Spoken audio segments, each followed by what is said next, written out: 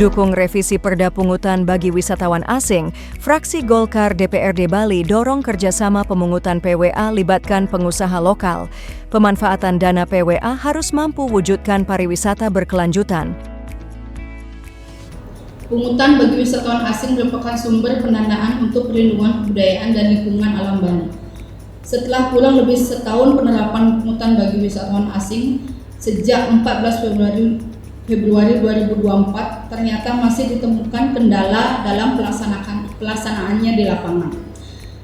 Setelah dilakukan kajian dan evaluasi, maka dalam upaya mengoptimalkan pelaksanaan pungutan bagi wisatawan asing, perlu dilakukan perubahan pada Peraturan Daerah Nomor 6 Tahun 2023 tentang pungutan bagi wisatawan asing untuk perlindungan kebudayaan dan lingkungan alam Bali.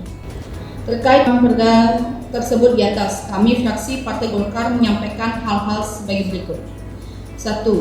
Penambahan substansi atau materi muatan dalam perda pungutan bagi wisatawan asing mengenai kerjasama di mana pemerintah Provinsi Bali dapat menyelenggarakan pungutan bagi wisatawan asing dapat melakukan kerjasama dengan pihak lain yang dituangkan dalam bentuk kerjasama. Kami mendorong Saudara Gubernur Bali untuk memprioritaskan kerjasama dengan pengusaha lokal Bali dengan harapan agar pengusaha lokal bisa lebih maju, kuat, dan berkembang. Selama ini beberapa pungutan yang dilakukan di bandara seperti retribusi parkir, toll gate, dan selalu dikerjasamakan dan jatuh ke pihak pengusaha nasional.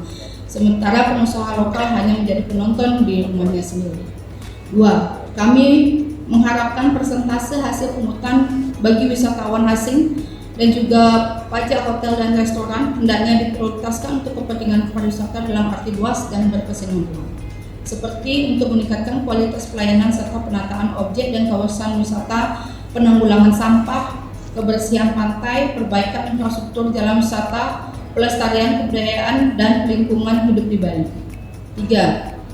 Terkait dengan pemungutan dan penggunaan hasil PWA perlu diatur secara khusus dan tegas agar pungutan bagi wisatawan asing yang diatur dalam perda ini tidak tumpang tindih dengan pungutan bagi wisatawan asing di objek destinasi wisata di Kabupaten Kota Sumur Bali.